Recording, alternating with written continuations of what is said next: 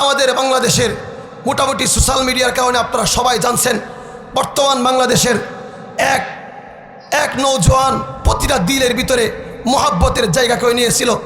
শহীদ শরীফ উসমান হাদি, এই ছেলেটাকে ভারতের আধিপত্যবাদ বিস্তারের জন্য তারা এই শরীফ উসমান হাদিকে শহীদ করে দিয়েছে। এই জন্য আমরা শুধু অপেক্ষা করলে চলবে না। শাহজালালের দরবারে সিনিয়র মান্যত নিয়ে গেলে চলবে না। শাহজালাল যেই ইমানের চেতনা নিয়ে আমাদের দেশে আসছিলেন, ওই চেতনায় উজ্জীবিত হইয়া আবারও যদি মুসলমান ইমানের শক্তিতে বলিয়ান হয়ে ওঠে, ইনশাআল্লাহুল আজিজ তৎক্ষণাৎ হয়ে যাবে। এই জন্য ভাই, আমি যে কথা বলতেছিলাম, পিছনে চলে রেখে আসছিলাম, খন্দকের যুদ্ধে রাসূলুল্লাহ সাল্লাল্লাহু আলাইহি ওয়াসাল্লাম ওই পাথরে আঘাত দিয়া আল্লাহ রাসূল সাল্লাল্লাহু আলাইহি ওয়াসাল্লাম সুসংবাদ দিয়েছিলেন, ও মুসলমান শোনো, মাদায়েন মুসলমানদের হবে, পারস্য মুসলমানদের হবে, রোম মুসলমানদের হবে। পারস্য মুসলমানদের হয়ে গিয়েছিল, মাদায়েন মুসলমানদের হওয়ার জন্য সময় লাগে নাই। মাত্র কয়েক দিনের ব্যবধানে রাসূলের পরে আবু বকরের 2 বছর, উমরের 10 বছরের আমলেই আল্লাহ তাআলা মাদায়েন মুসলমানদের জয় হয়েছে, পারস্য মুসলমানদের জয় হয়েছে, রোম মুসলমানদের জয় হয়েছে। রাসূল আরো ভবিষ্যৎ সংবাদ করেছিলেন, লা ইয়াবকা আলা যাহরিল আরদি বাইতু মাদারিন ওয়ালা ওয়াবারিন ইল্লা আদখালাহুল্লাহুল ইসলাম। ও মুসলমান, আরো শুনে রাখো, মুসলমান আরো শুনে রাখো, শুধু এক জায়গায় না, দুনিয়ার সব জায়গায় যেখানেই হোক না কেন, সব জায়গায় আল্লাহ তাআলা ইসলামকে বিজয়ী বেশি ফিরাবেন। সব জায়গায় সর্বশেষ বিজয় মুসলমানদের হবে, সর্বশেষ বিজয় মুসলমানদেরই হবে। আল্লাহ তাআলা কোরআনেও ঘোষণা দিয়েছেন। বিজয়ের মিছিলে আমাদের সামিল হওয়ার জন্য 2টা প্রস্তুতি দরকার। প্রস্তুতি কি? প্রস্তুতি হচ্ছে এটা, ভারতের দারুল উলুম দেওবন্দ যখন প্রতিষ্ঠা করছিলেন, কাসেম নুরুত রহমাতুল্লাহ 2টা চেতনার উপর প্রতিষ্ঠা করছিলেন, 2টা বৈশিষ্ট্যের উপর প্রতিষ্ঠা করছিলেন। এক হচ্ছে মুসলমানদের বাচ্চারা দ্বীন শিখা, তাআল্লুক মা আল্লাহ, আল্লাহর সাথে সম্পর্ক গড়ে উঠবে, তাদের সম্পর্ক হবে আল্লাহর সাথে। আল্লাহর সাথে সম্পর্ক হওয়ার পরে মুসলমানদের শক্তি বেড়ে যাবে। আল্লাহর সাথে সম্পর্ক হবে কিভাবে? এরকম মাদ্রাসায় দ্বীন শিখাইয়া মুসলমানদের বাচ্চাদেরকে আল্লাহর সাথে সম্পর্ক হয়, কোরআন তিলাওয়াতের মাধ্যমে আল্লাহর সাথে সম্পর্ক হয়, নামাজের মাধ্যমে আল্লাহ সম্পর্ক হয়, তাহাজ্জুদের মাধ্যমে আল্লাহর সাথে সম্পর্ক হয়, তবলিগের মেহনতের মাধ্যমে আল্লাহ সম্পর্ক হয়, বুজুর্গ আহলুল্লাহদের সুহবতের মাধ্যমে আল্লাহর সাথে সম্পর্ক হয়। এই জন্য মুসলমানদের বিজয়ের মিছিলে সামিল হওয়ার প্রথম পদক্ষেপ আমাদেরকে আল্লাহর সাথে সম্পর্ক স্থাপন করতে হবে। 2 নম্বর, জিহাদি চেতনায় উজ্জীবিত হতে হবে। এই 2 বৈশিষ্ট্য যদি হয়, দারুল উলুম দেওবন্দের প্রতিষ্ঠার যে মাকসাদ ছিল, আপনাদের সেই প্রতিষ্ঠান দারুল উলুম দেওবন্দের সেই আদর্শের অনুকরণে দারুল উলুম নুরুন নাহার কওমি মাদ্রাসা, এটাও এই দেওবন্দের আদলের মাদ্রাসা। আমরা আমাদের সন্তানদেরকে, আমাদের মুসলমানদের বাচ্চাদেরকে, আমাদের সমাজের বাচ্চাদেরকে আল্লাহর সাথে সম্পর্ক করাইয়া আমরাও এই বিজয়ের মিছিলে সামিল হওয়ার তৌফিক দান করুন, আমিন। আল্লাহ তাআলা রাসূলুল্লাহ সাল্লাল্লাহু আলাইহি ওয়াসাল্লামকে পাঠাইছেন দুনিয়াতে উম্মতের হিদায়াতের জন্য, উম্মতকে আল্লাহমুখী করার জন্য, উম্মতকে এক আল্লাহর পরিচয় দেওয়ার জন্য, ইসলামের প্রচার প্রসার তবলিগের কাজ করার জন্য, অর্থাৎ গোটা দুনিয়ায় ইসলামকে ছড়িয়ে দেওয়ার জন্য, আল্লাহর পরিচয় বোঝানোর জন্য।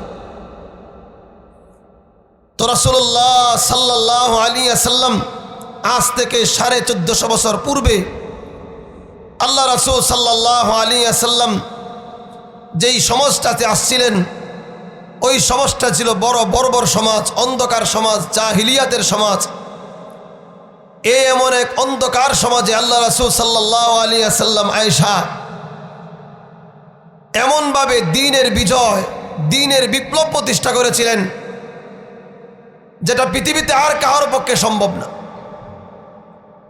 রাসূলুল্লাহ সাল্লাল্লাহু আলাইহি ওয়াসাল্লাম অল্প দিনের ব্যবধানে গোটা দুনিয়ায় ইসলাম ছড়িয়ে গিয়েছিল। শুধু এতটুকুই না, রাসূল ভবিষ্যৎবাণী করে গিয়েছেন।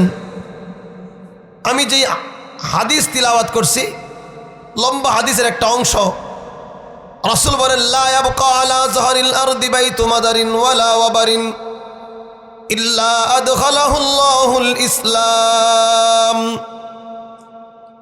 দুনিয়ার মানুষ যেখানেই বসবাস করো, যেখানেই থাকো না কেন, মনে রাখো, দুনিয়ার এক প্রান্ত থেকে অপর প্রান্তে যেখানেই মানুষ বসবাস করে, চাই শহরে হোক অত গ্রামে হোক, যেখানেই হোক না কেন, মানুষ যেখানেই বসবাস করে, সেখানেই আল্লাহ তাআলা ইসলামকে বিজয়ী বেশি ফিরাবেন। সুবহানাল্লাহ কোন সময় বলবেন? জোরে সুরে বলি, সবাই বলি সুবহানাল্লাহ। রাসূল বলেন, লা ইয়াবকা আলা যাহরিল আরদি বাইতু মাদারিন ওয়ালা ওয়াবারিন ইল্লা আদখালাহু আল্লাহুল ইসলাম। মানুষ যেখানেই বসবাস করুক, গ্রাম হোক আর শহর হোক, নগর হোক আর অনাবাদ হোক, সব জায়গায় আল্লাহ তাআলা ইসলামকে বিজয়ী বেশে ফিরাবেন। এটা আমাদের শুধু মজমা গরম করার কথা না, এটা শুধু আমাদের একেবারে শুধু বলার জন্যই বলা না, বরং সাইয়্যিদনা মুহাম্মদ আরবি মুহাম্মদ মুস্তাফা সাল্লাল্লাহু আলাইহি ওয়াসাল্লাম 1400 বছর পূর্বে আমাদেরকে এই সুসংবাদ এবং ভবিষ্যৎবাণী করে গেছেন যে ইসলাম গোটা দুনিয়ায় ছড়িয়ে যাবে। রাসূলুল্লাহ সাল্লাল্লাহু আলাইহি ওয়াসাল্লাম এবং ইসলাম এবং কোরআনের যত ভবিষ্যৎবাণী আছে, সমস্ত ভবিষ্যৎবাণী আমরা দেখেছি অক্ষরে অক্ষরে প্রতিপালিত হয়েছে। সূরাতুল কামারে আল্লাহ তাআলা মক্কা বিজয়ের যেই সুসংবাদ দিয়েছিলেন, কাফেরদের মক্কার যেই পতনের সুসংবাদ দিয়েছিলেন, তখনকার সময়ে মক্কার মুসলমানদের অবস্থা কী ছিল? ইসলামের প্রাথমিক যুগে মক্কার মুসলমানদের অবস্থা বড়ই ভয়াবহ ছিল।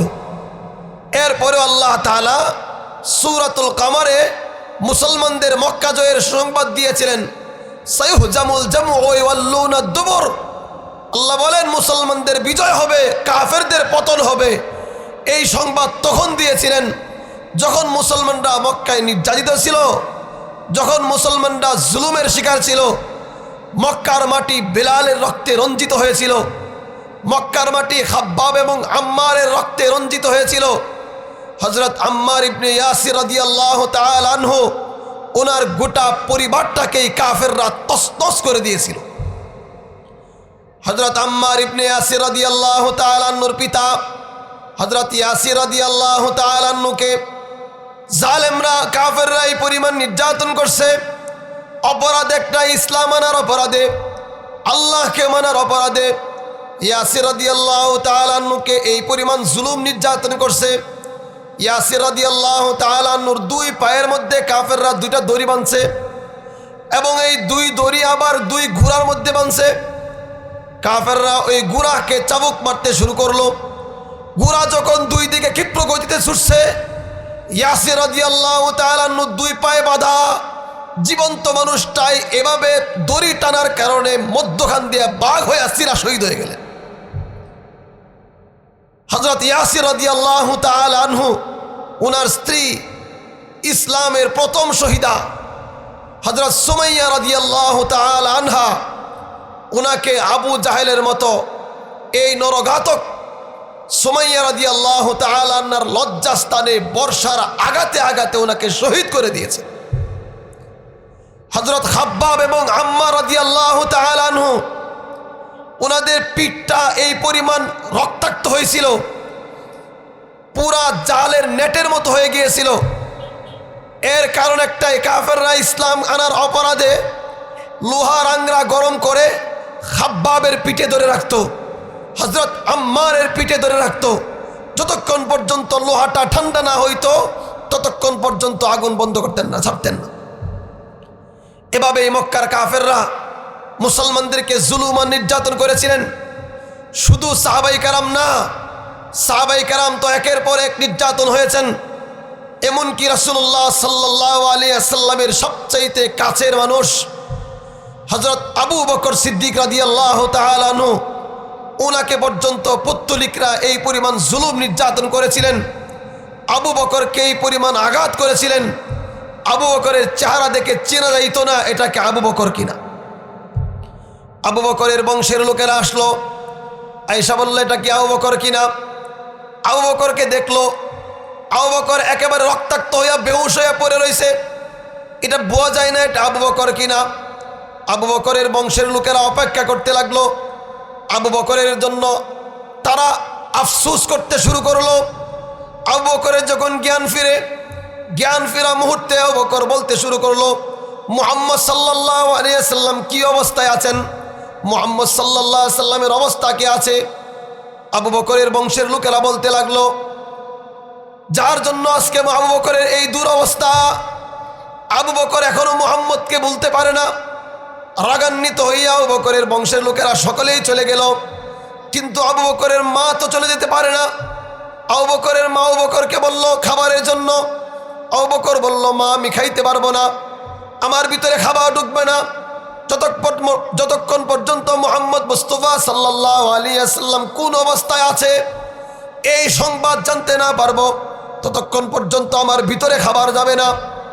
আবু বকর সিদ্দিক রাদিয়াল্লাহু তাআলা আনহুর মা বললেন, এখন মুহাম্মদ সাল্লাল্লাহু আলাইহি ওয়াসাল্লাম কোথায় আছেন, কি অবস্থায় আছেন, এটা কোত্থেকে জানবো? আবু বকর বললেন, হযরত উমর রাদিয়াল্লাহু তাআলা আনহুর বোন ফাতেমার কাছে গেলে জানতে পারবে। আবু বকরের মা গেলেন ফাতেমার কাছে, উমরের বোনের কাছে গিয়ে জিজ্ঞাসা করলেন, মুহাম্মদ কোথায় আছে?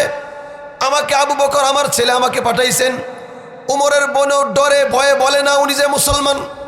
উনি বলতে শুরু করলেন, আমি আবু বকরকে চিনি না, আমি কাউকে চিনি না, এখান থেকে চলে যান। কিন্তু আবু বকরের মা বারবার বলতেছে, না না না, আমার সন্তান আবু বকর বলে দিয়েছে আপনার কাছে আসলে আমি মুহাম্মদ সাল্লাল্লাহু আলাইহি ওয়াসাল্লামের সংবাদ পাইব। উমরের বোন এরপরেও বলে না। শেষ পর্যন্ত আবু বকরের মার সাথে আবু বকরকে দেখতে আসলেন। আইসে দেখেন আবু বকরকে পত্তলিকরা এই পরিমাণ মারছে, এই পরিমাণ আঘাত করছে, ওনার চেহারা রক্তাক্ত হয়ে আছে, উনি আর সুজা হয়ে দাঁড়াইতে পারতেছেন না। আবু বকরের কানে কানে এসে বললেন, আবু বকর, রাসূলুল্লাহ সাল্লাল্লাহু আলাইহি ওয়াসাল্লাম হযরত আরকাম রাদিয়াল্লাহু তাআলা আনহুর ঘরে দারে আরকামে রাসূল নিরাপদ আছেন। আবু বকর শুনে অত্যন্ত শান্ত হইলেন।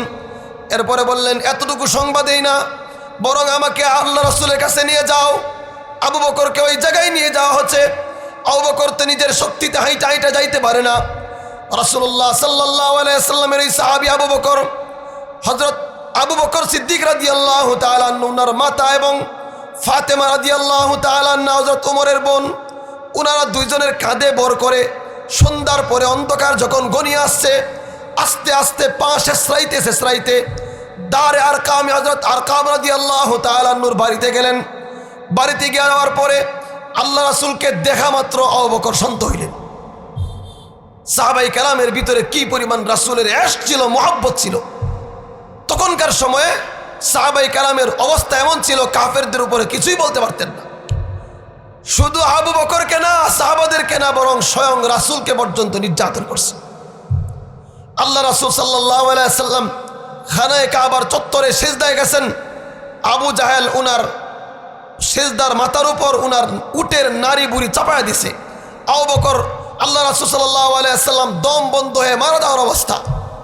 খানায়ে কাবার চত্বরে রাসূলুল্লাহ সাল্লাল্লাহু আলাইহি ওয়াসাল্লামের গলায় গামছা ফেস দিয়া, চাদর ফেস দিয়া রাসূলকে হত্যার পায়তারা চলছে। আবু বকর বললেন, এই মানুষটাকে আর কত মারবা? শুধু এতটুকুই না, রাসূল সহ সাহাবাদেরকে 3 বছর জেলখানায় অবরুদ্ধ থাকতে হয়েছে।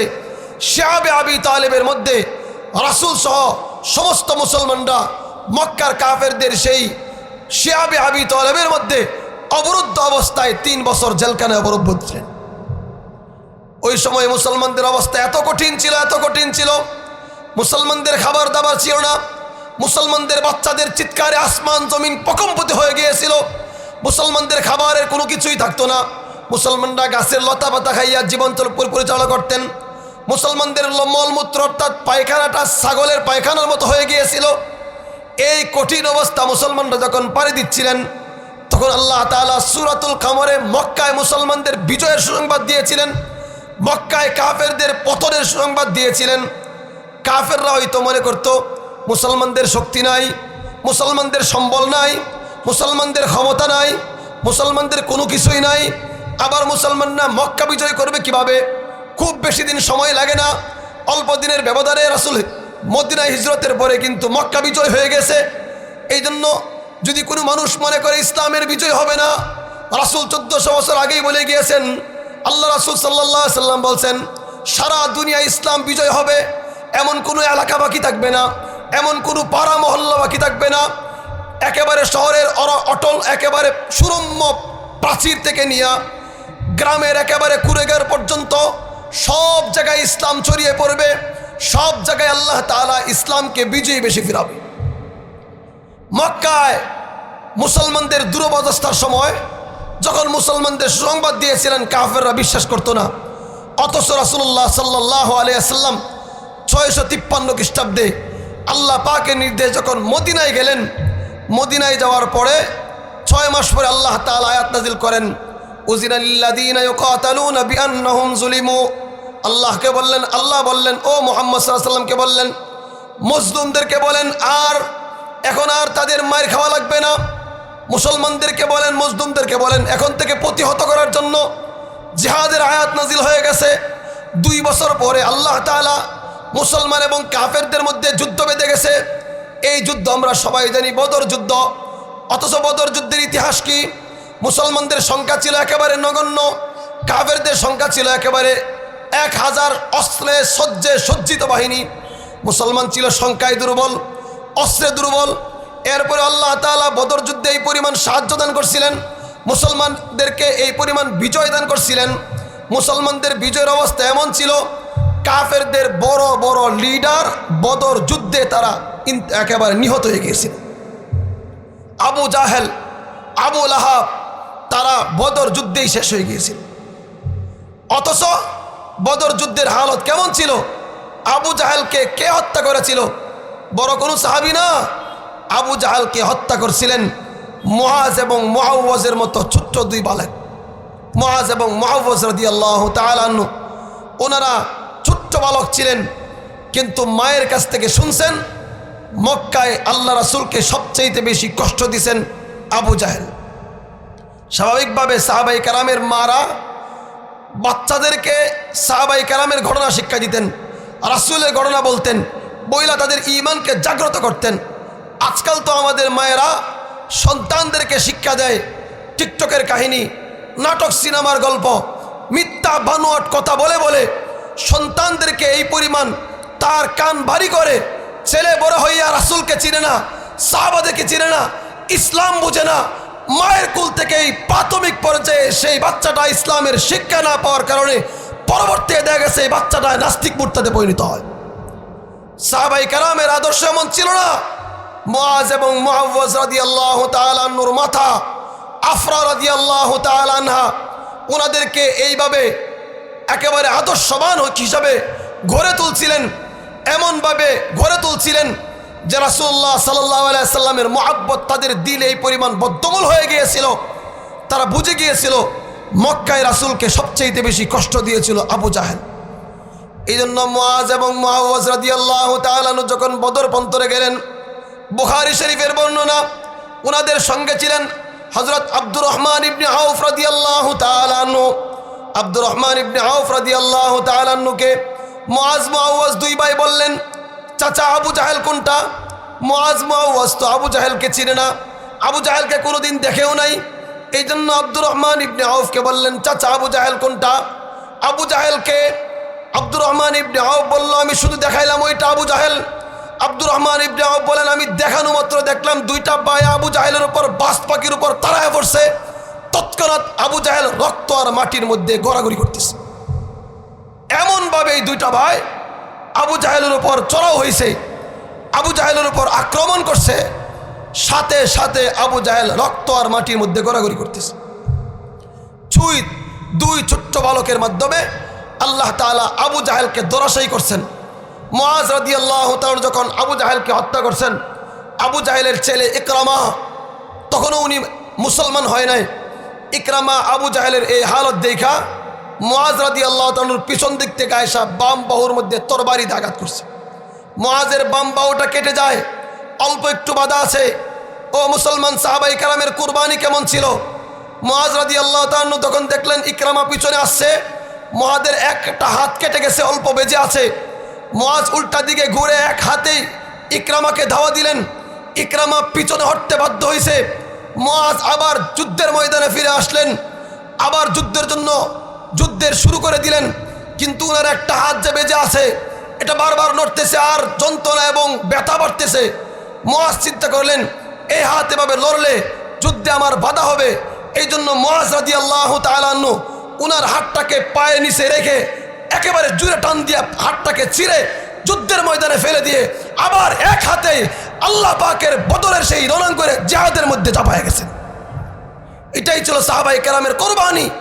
ভাই, কথাটা বলতে যে পরিমাণ সহজ, একটা হাতকে ছিঁড়ে ফেলে দিয়া এক হাতে আবার যুদ্ধের ময়দানে রণাঙ্গনে ঝাঁপিয়ে পড়া এত সহজ না। সাহাবায়ে কেরাম এটা সম্ভব হয়েছিল কি জন্য? সাহাবায়ে কেরামের দিলের তামান্না ছিল আল্লাহ এবং আল্লাহ রাসূলের মহব্বত, ইসলামকে ঈমানকে এই পরিমাণ আঁকড়ে ধরছিলেন যার জন্য সাহাবায়ে কেরাম পিছনে হটতেন না।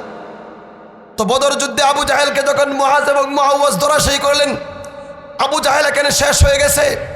আবু জাহেলের জোশ খেতে আর লাগলো না। আবু লাহাবও এই পরিমাণ আক্রান্ত হয়েছে। বদর যুদ্ধ থেকে যখন আবু লাহাব বাড়িতে চলে গেছে, তখন আবু লাহাবের সেই ক্ষতস্থানের মধ্যে পচন ধরে গেছে। পচনের দুর্গন্ধ এই পরিমাণ ভয়াবহ হয়েছে, দুর্গন্ধের কারণে আবু লাহাবের পাশে আর কেউ যাইতে পারে না। আবু লাহাবের ছেলেরাও যায় না, মেয়েরাও যায় না, কেউ যায় না। কেন? আবু লাহাব খুব সারা শরীর পচে গেছে, দুর্গন্ধ হয়ে গেছে। দুনিয়াদারদের আবু লাহাব থেকে শিক্ষা নেওয়া দরকার। আবু লাহাবের পরিণত কি হয়েছিল? আবু লাহাবের যখন এই পরিণত হয়েছিল, তার সব শরীর পচে গেছে।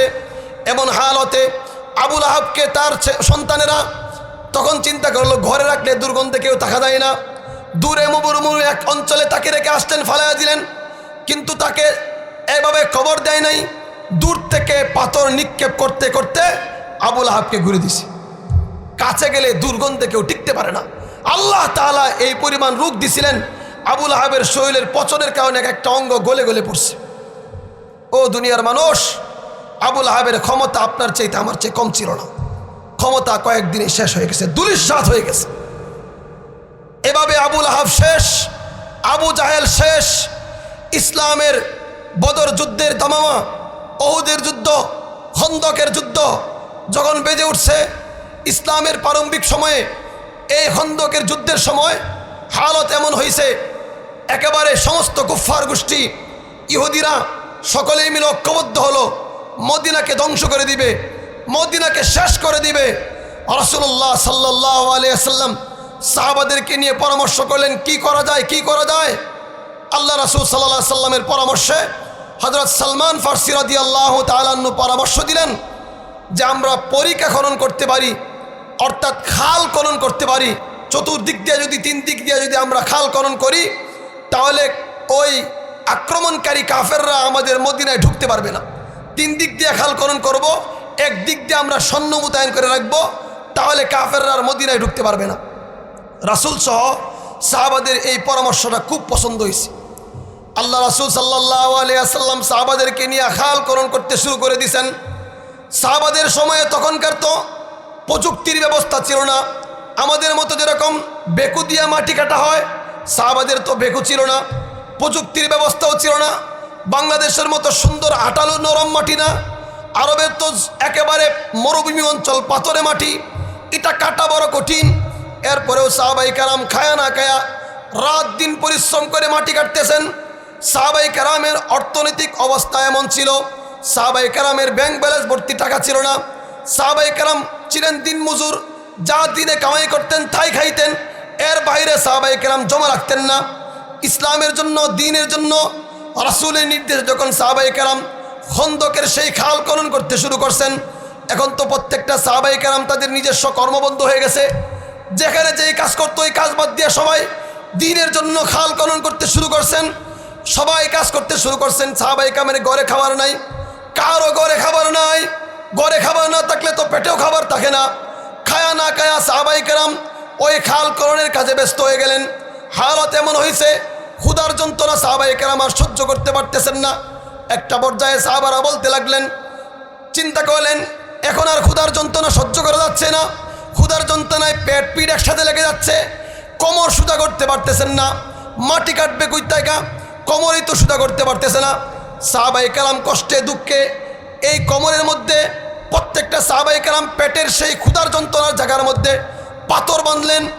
একেবারে একটা হালত এমন হয়েছে, কোনোভাবে ক্ষুধার যন্ত্রণা সহ্য হইতে পারতেছে না। রাসূলুল্লাহ সাল্লাল্লাহু আলাইহি ওয়াসাল্লামের কাছে কয়েকজন সাহাবী গেলেন, গিয়া বললেন, ইয়া রাসূলুল্লাহ, আমরা তো ক্ষুধার যন্ত্রণা সহ্য করতে পারতেছি না, আমাদের তো হালত এমন হয়েছে, আর ক্ষুধার যন্ত্রণা সহ্য করতে পারতেছি না, আমাদের পেট পিঠ একসাথে লেগে যাচ্ছে, আমাদের কোমর সোজা করতে পারতেছি না, মাটি কাটার কাজও করতে পারতেছি না, ক্ষুধার যন্ত্রণায় আমরা পেটের মধ্যে একটা পাথর বেঁধে দিলাম। রাসূলুল্লাহ সাল্লাল্লাহু আলাইহি ওয়াসাল্লাম সাহাবায়ে কেরামের সেই ভাষ্য শুনে, সাহাবায়ে কেরামের পেটে পাথর বাঁধা দেখে আল্লাহ রাসূল সাল্লাল্লাহু আলাইহি সাল্লাম সাহাবাদেরকে কোনো রকম সান্ত্বনার বাণী বলতে পারলেন না। কেন? রাসূল কি বলে সান্ত্বনা দিবেন? রাসূলুল্লাহ সাল্লাল্লাহু আলাইহি সাল্লাম শুধু রাসূলের শরীর মুবারক থেকে চাদর সরাইয়া সাহাবাদেরকে দেখাইয়া দিলেন, ও সাহাবারা দেখো, মুহাম্মদ আরবি মুহাম্মদ সাল্লাল্লাহু আলাইহি সাল্লাম পর্যন্ত ক্ষুধার যন্ত্রণায় পেটের মধ্যে দুইটা পাথর বেঁধে বসে আছেন।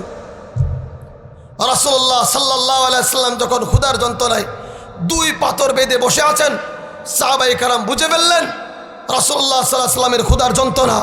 সাহাবায়ে কেরাম আল্লাহ রাসূলকে আশ্বস্ত করলেন, শপথের বাক্য উচ্চারণ করলেন, রাসূলকে বললেন, ইয়া রাসূলুল্লাহ, জানি না আমাদের খাবারের ব্যবস্থা হয় কিনা, কিন্তু আপনাকে কথা দিলাম, আমরা শপথ করলাম, খাবার হোক আর ব্যবস্থা না হোক, পেট পিঠ একসাথে থাকুক আর না থাকুক, কোমর সোজা করতে পারি আর না করতে পারি, ইসলামের প্রয়োজনে, দ্বীনের প্রয়োজনে জীবন ভর মরণ পর্যন্ত চেষ্টা করে যাব, এরপরেও আপনাকে রেখে যাব না। রাসূলুল্লাহ সাল্লাল্লাহু আলাইহি ওয়াসাল্লাম সাহাবাদের কাছ থেকে যখন এই শপথের বাক্য শুনতে পারলেন, সাহাবাদের কাছ থেকে যখন সান্ত্বনা বাণী শুনলেন, তৎক্ষণাৎ এক সংবাদ আসছে, এক জায়গায় একটা বড় পাথর সামনে পড়ছে। এই পাথর কেউ খনন করতে পারতেছেন না, পাথর কাটতেছেন না। রাসূলুল্লাহ সাল্লাল্লাহু আলাইহি ওয়াসাল্লাম ওই জায়গায় গেলেন। যাওয়ার পরে ওই রাসূলের কাছে সংবাদ আসলো, ইয়া রাসূলুল্লাহ, একটা পাথর পড়ছে, এই পাথর আমরা কাটতে পারতেছি না। আল্লাহ রাসূল সাল্লাল্লাহু আলাইহি ওয়াসাল্লাম সাহাবাদেরকে নিয়ে রাসূল ওই পাথরের কাছে গেলেন। রাসূলুল্লাহ ফাআখাযাল মিওয়াল, রাসূল কুদাল হাতে নিলেন, কোরাল হাতে নিলেন, ওই পাথরের মধ্যে তিনটা আঘাত করলেন। তিনও আঘাতের বদৌলতে আল্লাহ তাআলা এই পরিমাণ ক্ষুদ্র দিয়েছিলেন, রাসূলের তিন আঘাতে বিশাল আকারের পাথরটা বালুর মতো চূর্ণ হয়ে পড়ে গেছে। শুধু পড়ে যায় নাই, রাসূলুল্লাহ সাল্লাল্লাহু আলাইহি ওয়াসাল্লাম যখন লোহা দিয়া পাথরের মধ্যে আঘাত করছিলেন, স্বাভাবিকভাবে লোহার একটা বৈশিষ্ট্য হচ্ছে, পাথরে আঘাত করলে অনেক সময় দেখা যায় লোহা এবং পাথর একসাথে সংঘর্ষ হওয়ার কারণে একটা অগ্নিস্ফুলিঙ্গ হয়। রাসূলুল্লাহ সাল্লাল্লাহু আলাইহি ওয়াসাল্লাম যখন তিনটা বাড়ি দিয়েছিলেন, তিনটা বাড়ির মধ্যে অগ্নিস্ফুলিঙ্গ হয়েছিল। দেখেন না, অনেক সময় দুইটা লোহা কষা দিলে আগুন জ্বলে, লোহা এবং পাথরে আঘাত করলে অনেক সময় অগ্নিটা স্ফুলিঙ্গ হয়। রাসূলুল্লাহ সাল্লাল্লাহু আলাইহি ওয়াসাল্লাম যখন ওই পাথরের মধ্যে তিনটা বাড়ি দিয়েছিলেন, তিন আঘাতে অগ্নিস্ফুলিঙ্গ হয়েছে। রাসূল বলেন, আমি যখন প্রথমবার ওই পাথরে আঘাত করি, আমার প্রথমবার আঘাতের পরে আল্লাহ তাআলা ওই অগ্নিস্ফুলিঙ্গের ভিতরে আমাকে দেখাইলেন। অগ্নিস্ফুলিঙ্গের ভিতরে আল্লাহ তাআলা রাসূলকে মাদায়েনের সমস্ত রাজ প্রাসাদ এবং ধনভাণ্ডার দেখাইয়া দিলেন। আল্লাহ রাসূল সাল্লাল্লাহু আলাইহি ওয়াসাল্লাম বলেন, আমাকে আবার যখন ওই পাথরের মধ্যে আঘাত করলাম দ্বিতীয়বার, আল্লাহ তাআলা অগ্নিস্ফুলিঙ্গের ভিতরে আমাকে পারস্য সম্রাট এবং ধনভাণ্ডার সব ওই অগ্নিস্ফুলিঙ্গের ভিতরে আল্লাহ তাআলা দেখাইয়া দিলেন।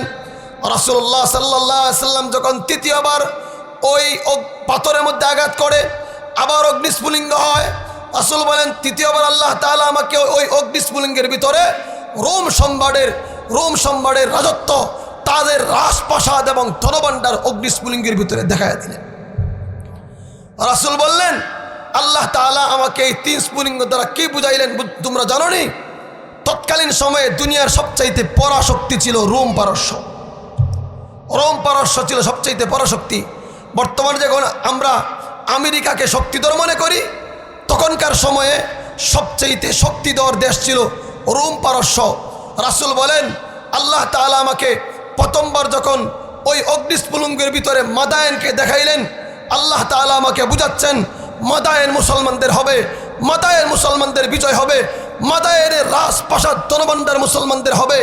আল্লাহ তাআলা যখন ওই অগ্নিস্ফুলিঙ্গের ভিতরে দ্বিতীয়বার আমাকে পারস্য দেখাইলেন, আল্লাহ আমাকে দেখাচ্ছেন পারস্যের রাজপ্রাসাদ মুসলমানদের হবে, পারস্যের অধিপতি মুসলমানরা হবে, পারস্যের ধনভাণ্ডার মুসলমানদের হবে। আল্লাহ তাআলা যখন তৃতীয়বার আবার ওই আঘাতের ভিতরে অগ্নিস্ফুলিঙ্গের মধ্যে রোম সম্রাটের রাজপ্রাসাদ দেখাইলেন, রাসূল বলেন, আল্লাহ আমাকে বুঝাচ্ছেন রোম মুসলমানদের হবে, রোমের ধনভাণ্ডার রাজত্ব মুসলমানদের হবে, পারস্য মুসলমানদের হবে, মাদায়েন মুসলমানদের হবে, রোম মুসলমানদের হবে। এই সুসংবাদ শুইনা সব সাহাবায়ে কেরাম সমকণ্ঠে বলে উঠলেন, আল্লাহু আকবার। সাহাবায়ে কেরামের একটা চেতনা ছিল, সাহাবায়ে কেরাম যখনই কোনো খুশির সংবাদ শুনতেন, আনন্দের সংবাদ শুনতেন, সাহাবায়ে কেরামের ভিতর থেকে অটোমেটিকলি শব্দ বের হতো, আল্লাহু আকবার, আল্লাহু আকবার বলতে ভয় পান নাকি? জুড়ে বলেন তো দেখি। আচ্ছা, আল্লাহু আকবার শব্দের অর্থ কি? আল্লাহ সবচেয়ে বড়, ঠিক না? এই সাক্ষ্য আমরা দেই। যদি এই সাক্ষ্য দিয়ে থাকি তাহলে আল্লাহ সবচেয়ে বড়, এই কথাটা জুড়ে বললে সমস্যা নাকি? সকলে আমার সাথে বলেন তো দেখি, আল্লাহু আকবার, আল্লাহু আকবার। মাশাআল্লাহ, জাগ্রত আছেন। তো যে কথা বলতেছিলাম, ওই আল্লাহ রাসূল সাল্লাল্লাহু আলাইহি ওয়াসাল্লাম যখন মাদায়েন পারস্য রোম মুসলমানদের বিজয় হবে, মুসলমানদের অধীনে চলে আসবে, এই সংবাদ শুনে যখন সাহাবায়ে কেরাম আল্লাহু আকবারের প্রতিধ্বনি দিলেন, শুনে রাখেন ইসলামের প্রতিটা বিজয়ের সাথে আল্লাহু আকবারের প্রতিধ্বনি সংমিশ্রিত। এ যুগেও আল্লাহু আকবারের প্রতিধ্বনির মাধ্যমে আল্লাহ তাআলা বিজয় দিয়েছেন, ও যুগেও আল্লাহ তাআলা আল্লাহু আকবারের প্রতিধ্বনির মাধ্যমে বিজয় দিয়েছিলেন। এক একটা উদাহরণ দিলে সহজে বুঝতে পারবো। রাসূলুল্লাহ সাল্লাল্লাহু আলাইহি ওয়াসাল্লাম যখন খায়বার দুর্গ জয় করেছিলেন, রাসূল খায়বার প্রান্তরে গিয়ে বলেছিলেন, আল্লাহু আকবার খারিবাত খায়বার, আল্লাহু আকবার খারিবাত খায়বার। আল্লাহ রাসূল বুঝাচ্ছিলেন আল্লাহু আকবার আল্লাহর বরত্বের জয়ধ্বনি দিয়া খায়বারে মুসলমানদের জয় এবং কাফেরদের পতনের জয়ধ্বনি দিয়েছিলেন। রাসূলুল্লাহ সাল্লাল্লাহু আলাইহি ওয়াসাল্লামের সেই তাকবীরের বদৌলতে আল্লাহ তাআলা খায়বারকে বিজয় দান করছিলেন। রাসূলুল্লাহ সাল্লাল্লাহু আলাইহি ওয়াসাল্লামের সাহাবী হযরত আবু উবাইদা ইবনুল জাররাহ রাদিয়াল্লাহু তাআলা আনহু একবার মুসলমানদের সাথে কাফেরদের যুদ্ধ লেগে যায়। কাফেরদের সৈন্যবাহিনী 10,000 আর মুসলমানদের সংখ্যা হচ্ছে 1,000। স্বাভাবিকভাবে 1,000 মুসলমান 10,000-এর সাথে কুলায় ওঠা বড় কঠিন। এরপরেও আবু উবাইদা ইবনুল জাররাহ রাদিয়াল্লাহু তাআলা আনহু 1,000 সৈন্যদেরকে নিয়ে মজমায় বসলেন। বৈশা দাঁড়াইয়া আবু উবাইদা ইবনুল জাররাহ বললেন, মুসলমানদের মধ্যে এমন কে আছো কাফেরদের 10,000-এর বিরুদ্ধে একাই বীর বিক্রমে লড়ে যাবে, আর কেউ যাবে না, একাই তুমি লড়বে, একাই মোকাবেলা করবে। সাহাবাদের মধ্যে থেকে কেউ দাঁড়ায় নাই। দ্বিতীয়বার আবু উবাইদা ইবনুল জাররাহ বললেন, মুসলমানদের মধ্যে এমন কে আছো একা 10,000 কাফেরের বিরুদ্ধে মোকাবেলা করবে? সাহাবায়ে কেরামের মধ্যে কেউ দাঁড়ায় না। ওই আবু উবাইদা ইবনুল জাররাহ তৃতীয়বার বললেন, মুসলমানদের মধ্যে এমন কে আছো যে একা কাফেরদের 10,000 সৈন্যের মোকাবেলা করবে? তৎক্ষণাৎ খালিদ ইবনুল ওয়ালিদ রাদিয়াল্লাহু তাআলা লাফ দিয়ে দাঁড়ায় গেছে। খালিদ ইবনুল ওয়ালিদ যখন দাঁড়াইছেন, বিষয়টা বড় কঠিন, একা উনি 10,000-এর মোকাবেলা করবেন। খালিদ যখন দাঁড়াইছেন, আবু উবাইদা ইবনুল জাররাহ রাগ হয়ে গেছেন। আবু উবাইদা ইবনুল জাররাহ বললে, খালিদ মাত্র দাঁড়াইলা কেন? আমার আশা ছিল প্রথমবার ঘোষণা দিলেই তুমি দাঁড়ায় যাইবা। খালিদ বলল, আবু উবাইদা আপনি কি জানেন না আমার সম্পর্কে? আল্লাহ রাসূল সাল্লাল্লাহু আলাইহি ওয়াসাল্লাম আমাকে সাইফুল্লাহ উপাধি দিয়েছিলেন, আল্লাহর তরবারি। আল্লাহ রাসূল সাল্লাল্লাহু আলাইহি ওয়াসাল্লামের এই আল্লাহর তরবারি খালিদ জিন্দেগিতে কোনো যুদ্ধে পরাজয় বরণ করে নাই। খালিদ ইবনুল ওয়ালিদ রাদিয়াল্লাহু তাআলা বলেন, আমার আশা ছিল আপনি আমভাবে ঘোষণা দিবেন না, প্রথমে আশা বলবেন, খালিদ তুমি দাঁড়াও, তোমার একজনেই তুমি একাই 10,000 কাফেরের মোকাবেলা করতে হবে। কিন্তু এটা বলেন নাই বিদায়ের আগে আমি দাঁড়াই নাই। কি পরিমাণ তেজোদ্দেশ্য ঈমান ছিল সাহাবায়ে কেরাম। খালিদ যখন দাঁড়াইলেন, আবু উবাইদা ইবনুল জাররাহ রাদিয়াল্লাহু তাআলা বললেন, খালিদ আমি তোমাকে একা ছাড়বো না, বরং তোমার সঙ্গে আরো 19 জন সহ তোমাদেরকে 20 জনের কাফেলা দিব। এই 20 জনকে নিয়ে তুমি কাফেরদের 10,000-এর মোকাবেলা করবা। খালিদ ইবনুল ওয়ালিদ বলেন, বাকি 19 জনকে আমি নিব একটা শর্তে। শর্তটা কি? শর্ত 3টা। তারা যদি আমার 3টা শর্ত মানতে পারে তাহলে 19 জনকে আমি নিব, আর যদি 3 শর্ত না মানতে পারে তাহলে একজনের দরকার নাই, আমি একাই যথেষ্ট। শর্ত 3টা কি? উনি বললেন, 1 নম্বর শর্ত হচ্ছে সকলেই ওযু করে নিতে হবে। যা বলেন এটা কোনো শর্ত দিবে, হয়তো কামান নিবে, রাইফেল নিবে, ঠিক না, তরবারি নিবে। খালিদ ইবনুল ওয়ালিদ বলেন, সকলকে ওযু করে নিতে হবে। কেন? মুসলমানদের পবিত্রতার মধ্যে একটা যেই শক্তি, এই শক্তি আর কোথাও নাই। খালিদ ইবনুল ওয়ালিদ রাদিয়াল্লাহু তাআলা আনহু সাহাবাদেরকে বললেন, তোমরা ওযু করে নাও। 2 নম্বর শর্ত হচ্ছে, আমি যখন আমার ঘোড়াকে একেবারে বাতাসের গতিতে, একেবারে ক্ষিপ্র গতিতে ছেড়ে দিব, আমার সঙ্গে সঙ্গে 19 জন ও 20 জনের কাফেলা পুরা প্রত্যেকের ঘোড়াগুলাকে একেবারে বাতাসের ক্ষিপ্র গতিতে ছাড়তে হবে। 3 নম্বর শর্ত হচ্ছে, আমি যখন কাফেরদের কাছাকাছি গিয়ে পৌঁছবো, আমার সঙ্গে সঙ্গে সকল 19 জন সহ আমরা 20 জন একসাথে আকাশ বাতাস মুখরিত করে আল্লাহু আকবারের প্রতিধ্বনি দিব। অন্য সাহাবায়ে কেরাম রাজি হয়ে গেলেন। খালিদ ইবনে ওয়ালিদ রাদিয়াল্লাহু তাআলা 20 জনের কাফেলা নিয়ে ওযু করাইয়া একেবারে ক্ষিপ্রগতিতে ঘোড়া ছেড়ে দিলেন। খালিদের ঘোড়ার পিছনে পিছনে বাকি 19 জনের ঘোড়া একেবারে বাতাসের গতিতে ছুটছে। মরুভূমি অঞ্চলে একটা বৈশিষ্ট্য হচ্ছে ঘোড়া যত দ্রুত চলে ঘোড়ার পায়ের দাবানোতে বালু তত উড়ে। তখনকার সময়ে তো আধুনিক প্রযুক্তি ছিল না। কাফেলা বড় না ছোট এটা বাছাই করত ওই আসমানের মধ্যে ধুলা দেখা। ঘোড়ার পায়ের দাবানোতে ধুলা উঠতো, ওই ধুলা যদি বড় হইতো কাফেররা মনে করতো মনে হয় কাফেলা বড়, আর যদি ধুলা কম উঠতো মনে করতো কাফেলা ছোট। এই চিন্তায় খালিদ ইবনে ওয়ালিদ রাদিয়াল্লাহু তাআলা আনহু যখন ওনার 20 জনের কাফেলার একেবারে ক্ষিপ্রগতিতে ঘোড়া ছেড়ে দিলেন, আল্লাহ পাকের বরকতে ঘোড়ার পায়ের বাদামতে এই পরিমাণ ধুলা উঠছে, এই পরিমাণ ধুলা উঠছে, মনে হচ্ছে যেন জমিন থেকে আসমান পর্যন্ত সব জায়গায় ধুলায় মুখরিত হয়ে গেছে। কাফেররা যখন দেখলো এত বড় ধুলা, এত বড় ধুলা, কাফের চিন্তা করলো মনে হয় মুসলমানদের বাহিনী অনেক বড়। এই ভয়ে তাদের মধ্যে অনেকটাই ভয় কাজ করতেছে।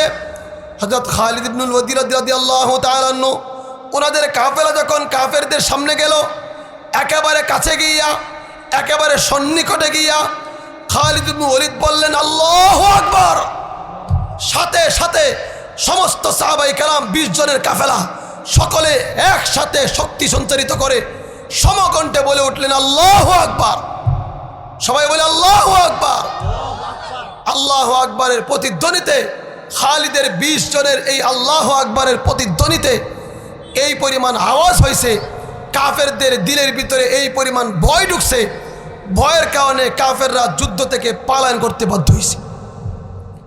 আল্লাহ তাআলা ওখানেও আল্লাহু আকবারের প্রতিধ্বনির মাধ্যমে মুসলমানদের বিজয় দিয়েছিলেন। ঠিক না ভাই? ঠিক। এই জন্য আল্লাহু আকবার দিলে ভয় পাইনি। অনেকে আছে জুড়ে আল্লাহু আকবার দিলে ভয় পায়, আবার বলে সর্বনাশ, কি নেই সর্বনাশ হয়েছে। কেউ কে আছে জীবনেও নিজে আল্লাহু আকবার একেবারে শক্তি ব্যয় করে আল্লাহর বরত্বের কথা বলে না, আরেকজনের কথা জুড়ে বললে সেটা সহ্যও করে না। কেন? নাফরমানি আর গুনাহ করতে করতে দিলের ভিতরে এই পরিমাণ নাফরমানি ঢুকছে, আর এই পরিমাণ দিল ময়লা হয়েছে। এখন আল্লাহর নাম উচ্চ কণ্ঠে বড় আওয়াজে নিলে তার ভালো লাগে না। গানের আওয়াজ মজা লাগে, অমুক তমুকের আওয়াজ মজা লাগে, কিন্তু যখন আলেম ওলামা তৌহিদ জনতা বীর বিক্রমে আল্লাহু আকবারের প্রতিধ্বনি দেয়, কেউ কেউ বলে এত জোরে বলা লাগে। এটা মক্কার কাফেররাও বলতো, এটা মদিনার ইহুদিরাও বলতো। এই জন্য আমরা যখন আল্লাহু আকবারের প্রতিধ্বনি দিব, শরীরের শক্তি একসাথে জমা করে বলবো আল্লাহু আকবার। আল্লাহু আকবারের প্রতিধ্বনির মাধ্যমে আল্লাহ তাআলা ও যুগেও বিজয় দিয়েছিলেন, এ যুগেও বিজয় দিয়েছিলেন। এই যুগে আল্লাহ বিদায় কীভাবে দিয়েছিলেন একটা ঘটনা আমাদের সকলেরই জানা আছে। সিলেটের যেই শাহজালাল মুজাররদে ইয়ামানি রহমাতুল্লাহি আলাইহি, উনি আসছিলেন। কী জন্য আসছিলেন? শাহজালালের দরবারে খাসি আর গরু মান্নত করার জন্য না, উনি আসছিলেন এক হকের ঝান্ডাবাহী হয়ে, উনি আসছিলেন দ্বীনের এক মিশনে। সিলেটের তখন এক হিন্দু জালেম রাজা ছিল, রাজা গৌরগোবিন্দ। রাজা গৌরগোবিন্দ যখন মুসলমানদের উপর অত্যাচার করত, মুসলমানরা শরীয়তের বিধান পালন করতে পারত না। মুসলমানদের হালত এমন ছিল, মুসলমান তার সন্তান জন্ম নিলে গরু জবাই কইরা সে আকিকা করতে পারত না। এমন হালতে এক মুসলিম ভাই বুরহানুদ্দিন, তার ছেলে জন্ম হয়েছিল, আনন্দে রাসূলের সুন্নত হিসাবে সে গরু আকিকা দিয়া সন্তানের আকিকা পালন করে রাসূলের সুন্নত আদায় করছিল। কিন্তু রাজা গৌরগোবিন্দ শুনতে পেরে, হিন্দু ছিল তো, হিন্দুর সেই আধিপত্য বিস্তারের জন্য গৌরগোবিন্দ এমন কাজ করেছিল। সে বলেছিল কে এই গরু কুরবানি করছে, কে এই গরু আকিকা দিছে, গরু জবাই করছে। বুরহানুদ্দিনের সংবাদ পাইয়া বুরহানুদ্দিনের সন্তানটাকে বাবার সামনেই দ্বিকুণ্ঠিত করে ফেলছে। নাউজুবিল্লাহ।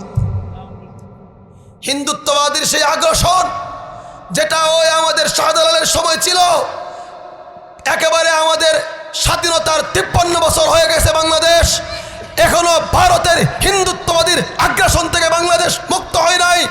শাহজালাল গৌরগোবিন্দকে সরাইছিলেন আজকে 2025 সালে আমাদের বাংলাদেশের শহীদ শরীফ ওসমান হাদিকে ভারতের সেই আধিপত্যবাদীরা শহীদ করে আবার অপমান করছে।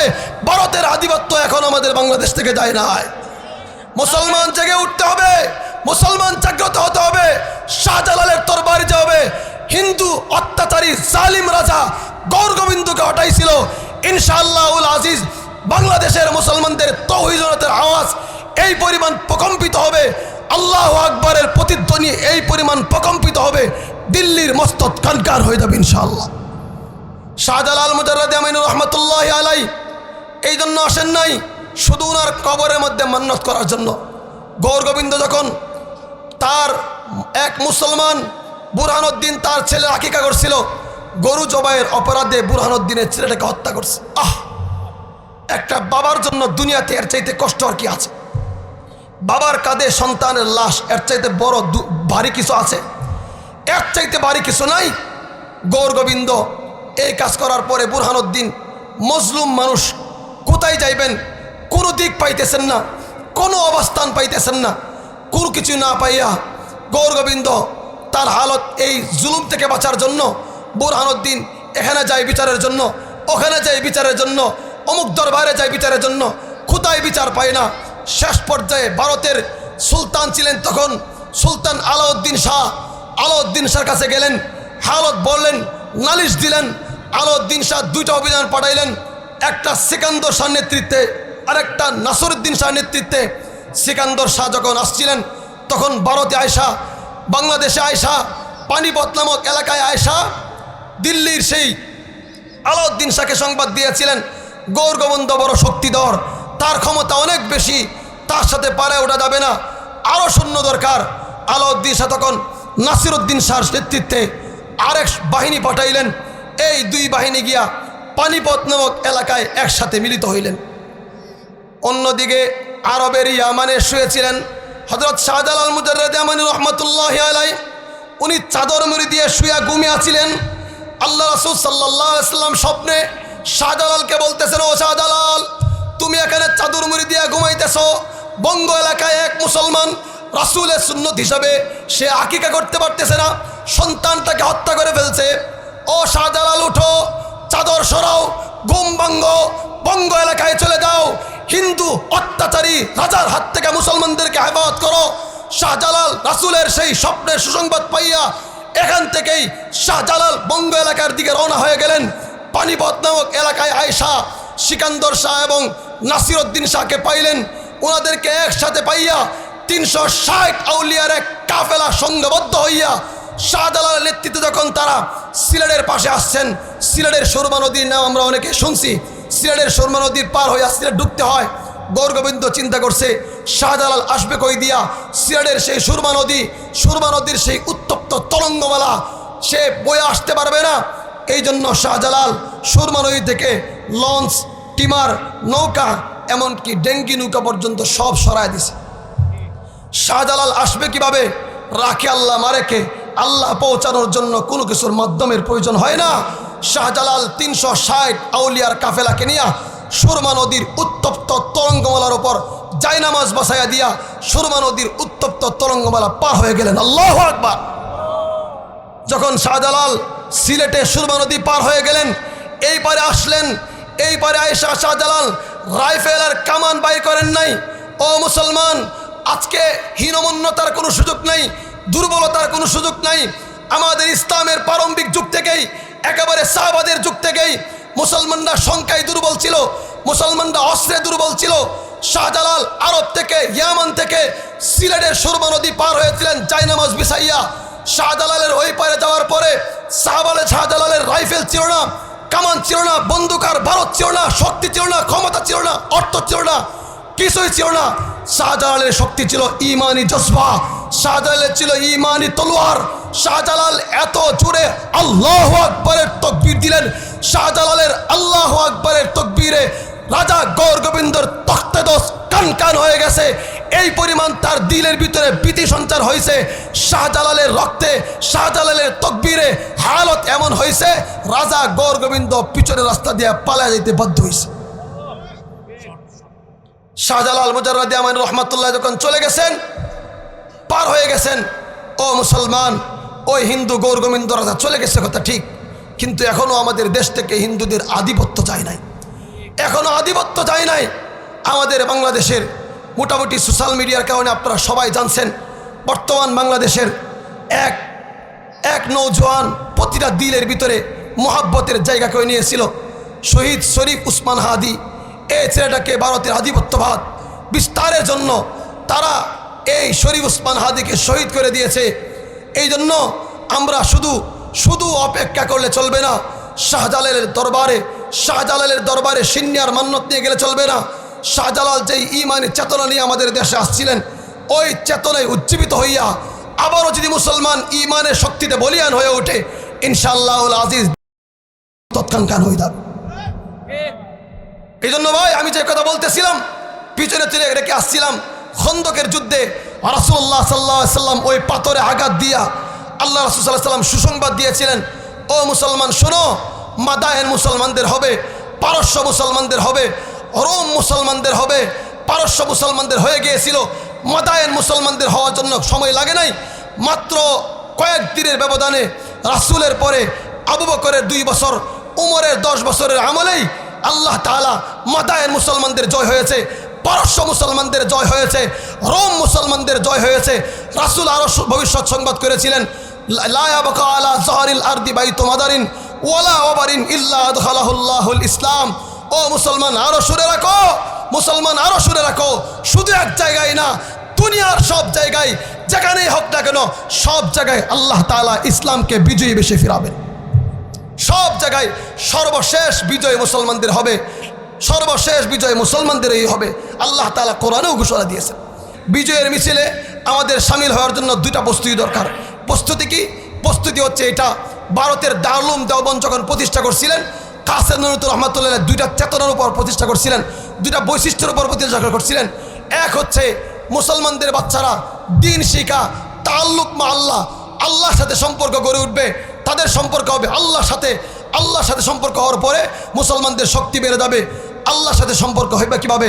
এরকম মাদ্রাসায় দিন শিখাইয়া মুসলমানদের বাচ্চাদেরকে আল্লাহর সাথে সম্পর্ক হয়, কোরআন তিলাওয়াতের মাধ্যমে আল্লাহর সাথে সম্পর্ক হয়, নামাজের মাধ্যমে আল্লাহর সম্পর্ক হয়, তাহাজ্জুদের মাধ্যমে আল্লাহর সাথে সম্পর্ক হয়, তবলিগের মেহনতের মাধ্যমে আল্লাহ সম্পর্ক হয়, বুজুর্গ আহলুল্লাহদের সুহবতের মাধ্যমে আল্লাহর সাথে সম্পর্ক হয়। এই জন্য মুসলমানদের বিজয়ের মিছিলে সামিল হওয়ার প্রথম পদক্ষেপ আমাদেরকে আল্লাহর সাথে সম্পর্ক স্থাপন করতে হবে। 2 নম্বর, জিহাদি চেতনায় উজ্জীবিত হতে হবে। এই 2 বৈশিষ্ট্য যদি হয়, দারুল উলুম দেওবন্দের প্রতিষ্ঠার যে মাকসাদ ছিল, আপনাদের সেই প্রতিষ্ঠান দারুল উলুম দেওবন্দের সেই আদর্শের অনুকরণে দারুল উলুম নুরুন নাহার কওমি মাদ্রাসা, এটাও এই দেওবন্দের আদলের মাদ্রাসা। আমরা আমাদের সন্তানদেরকে, আমাদের মুসলমানদের বাচ্চাদেরকে, আমাদের সমাজের বাচ্চাদেরকে আল্লাহর সাথে সম্পর্ক করাইয়া আমরাও এই বিজয়ের মিছিলে সামিল হওয়ার তৌফিক দান করুন, আমিন। আল্লাহ তাআলা আমাদের সকলকে কবুল করুন, আমিন। আযা ওয়া আখিরি দাওয়ানা আলহামদুলিল্লাহি রাব্বিল আলামিন। আসসালামু আলাইকুম ওয়া রাহমাতুল্লাহি ওয়া বারাকাতুহু।